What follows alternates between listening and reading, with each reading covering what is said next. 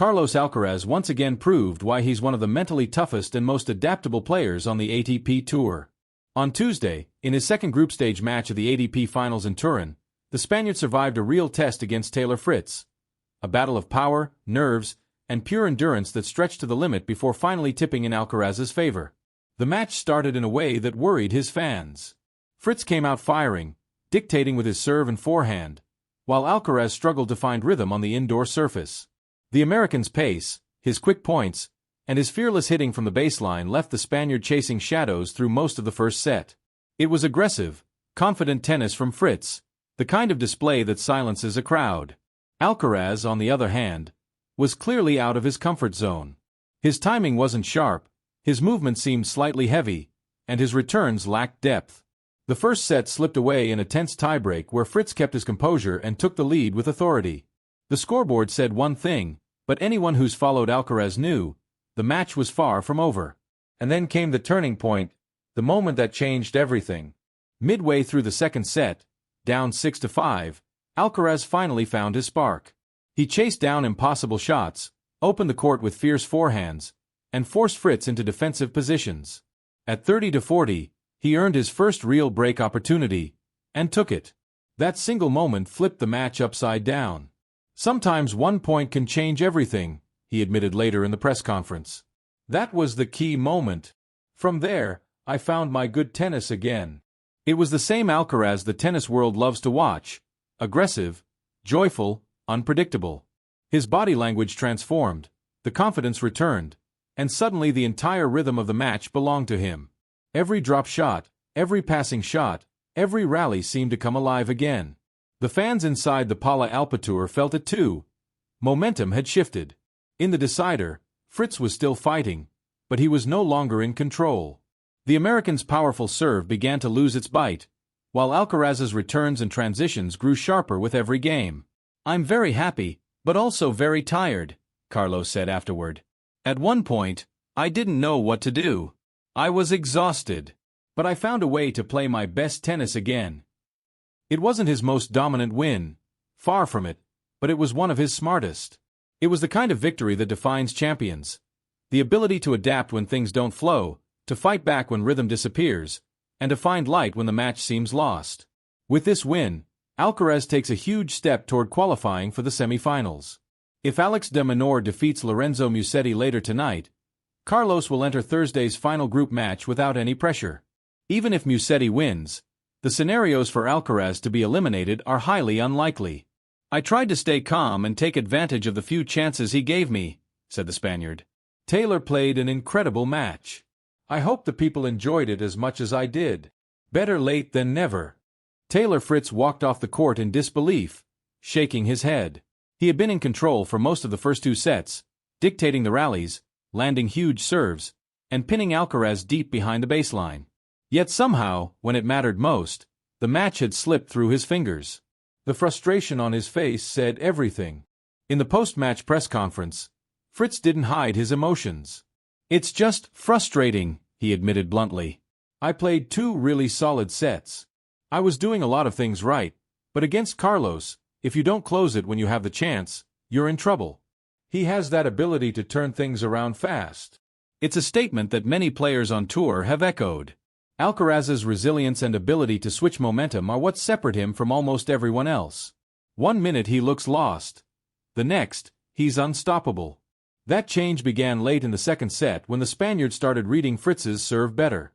He began standing slightly closer to the baseline, timing his returns earlier, and forcing the American to play one extra ball in each rally. Those subtle adjustments completely shifted the dynamic. "I wasn't returning well for most of the match," Carlos explained. He was serving incredibly, really deep and fast. But at 6-5, I told myself, you need to take a chance now. You need to go for it. He did exactly that, stepping into a return that clipped the baseline and broke Fritz's rhythm. The break gave him oxygen and belief. From that moment, Alcaraz's footwork seemed to accelerate, his patterns of play became clearer, and the entire match tempo began to favor him. Fritz, meanwhile, found himself trapped in a mental loop. Overthinking, pressing, trying to finish rallies too soon. His heavy forehand, so dominant in the first hour, started missing its mark. His confidence cracked. Still, Fritz's level in Turin has been high. Coming off an opening win against Musetti, he looked ready to fight for a semi-final spot. But this loss complicates his chances, and it stings more because of how close he came. "I had my opportunities," he said. "At 5-4 in the second set, I thought I could finish it there. But that's the difference with players like him. He plays his best when the pressure's at its highest." Those words speak volumes about Alcaraz's mental growth. A year ago, he might have lost a match like this one where things weren't clicking from the start. Now, he's learning to win ugly, to survive, to use the chaos to his advantage. "You can't always play perfect," he told reporters. "Sometimes, it's about finding a way." That's exactly what he did. His defensive game, especially, stood out. There were several rallies where Fritz attacked relentlessly, only for Alcaraz to respond with impossible passing shots or deep counterpunches that flipped defense into offense. "His anticipation is unreal," Fritz admitted. "You think you've got him, and suddenly the ball comes back even faster." In many ways, this victory goes beyond rankings or points. It's a psychological statement, a reminder that even when he's not at his best, Alcaraz remains one of the most dangerous players in the world. The win also positions him perfectly in the battle for year-end number 1. With 2 wins in his group, the Spaniard now controls his destiny. Meanwhile, Fritz faces a tougher road. He'll likely need to beat Alex de Minaur in his final group match to have any chance of qualifying. "There's still hope," he said with a tired smile. "But it's going to be tough." As for Alcaraz, the message was clear. He's not only fighting for victory, he's rediscovering the version of himself that thrives under pressure. And if he keeps that form, the rest of the field should be worried. As the ATP Finals continued to unfold, the storyline everyone was talking about wasn't just Alcaraz's comeback, it was the growing intensity of his rivalry with Jannik Sinner. The two young stars have taken the sport into a new era, a battle of styles and mentalities that now defines the tour. And with both men chasing the year-end world number 1 ranking in Turin, every single match has taken on the weight of a final. For Alcaraz, the win over Fritz was more than just another group stage victory, it was a psychological breakthrough. It re-established his authority after the disappointment of Paris and reminded everyone that the Spaniard can handle pressure in ways few 22-year-olds ever have. "I'm fighting for everything right now," he said afterward. "The trophy, the number 1, the pride. I want to finish the year strong." Meanwhile, Sinner began his campaign with a dominant performance against Felix Auger-Aliassime, crushing him 7-5, 6-1 in front of a roaring home crowd. It was vintage Sinner, calm, precise, and ruthless from the baseline.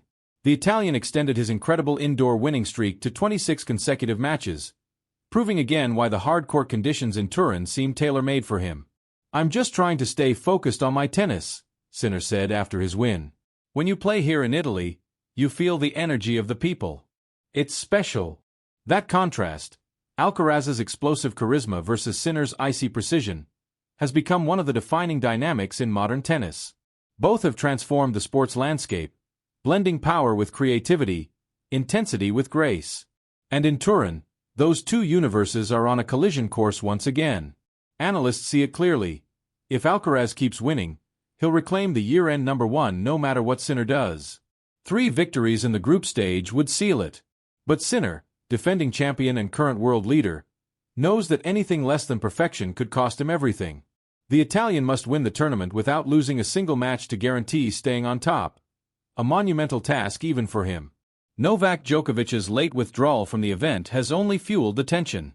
His absence reshaped the draw, making Alcaraz's group slightly easier on paper, but it also added an element of unpredictability.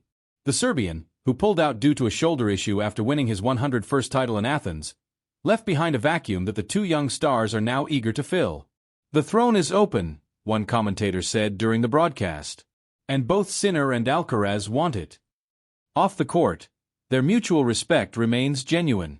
During a practice session earlier in the week, the two shared laughs and brief conversations between rallies, a rare moment of calm before the storm. Yet beneath the smiles lies the awareness that they are each other's biggest obstacle. "We push each other," Sinner said recently. "When I see Carlos playing great, it motivates me to improve." Alcaraz echoed the same sentiment. "Competing against him brings out the best version of me." If both men advance to the semifinals, The tournament could deliver the final everyone dreams of: Alcaraz versus Sinner for the title, the year-end crown, and perhaps the beginning of tennis's next great rivalry. But for now, Carlos remains grounded. "You can't think too far ahead," he told reporters. "You have to take each match as it comes. Every opponent here can beat you. You just have to keep fighting." After surviving Fritz and reclaiming his spark, that's exactly what he plans to do. Because in Turin, every point counts, and every victory brings him one step closer to the throne. The atmosphere in Turin grew even more electric as the group stage neared its end. Every training session, every press conference, every small gesture from Carlos Alcaraz or Jannik Sinner was magnified and dissected by fans and journalists alike. With Novak Djokovic officially withdrawn from the event, the spotlight fell squarely on the two young giants who now symbolize tennis's future and its present. For Alcaraz, the victory over Taylor Fritz wasn't just about advancing. It was a reminder, to himself and to everyone else, that champions are built on resilience. "It's not always about playing perfect tennis," he said. "Sometimes it's about finding solutions. You fight, you adapt, you stay calm, and you wait for your moment." His words echoed through the media room, carrying the weight of maturity far beyond his 22 years. Those who have followed Alcaraz since his teenage years know this transformation didn't happen overnight. Under the guidance of Juan Carlos Ferrero, he's learned to channel his natural explosiveness into controlled aggression, to balance emotion with calculation. But Ferrero's presence in Turin has been quieter than usual. Observers notice the Spanish coach spending long hours analyzing Sinner's matches, focusing on patterns and weaknesses. "They know what's coming," one ATP insider commented. "They're already preparing for that showdown." Meanwhile, Jannik Sinner continued to look unshakable. His second match against Alexander Zverev showcased the same precision and calmness that have defined his season. Every shot seemed mechanical, every movement measured. His mental composure under pressure has become almost unnerving for opponents. "He's like a machine," said one player privately. "He doesn't panic, he doesn't hesitate, and when you make one mistake, he's gone." But even the calmest machine can feel the pressure of history. Sinner is defending 1,500 points from last year's undefeated title run. Any misstep could cost him the #1 ranking. "I'm not thinking about that too much," he told Italian reporters.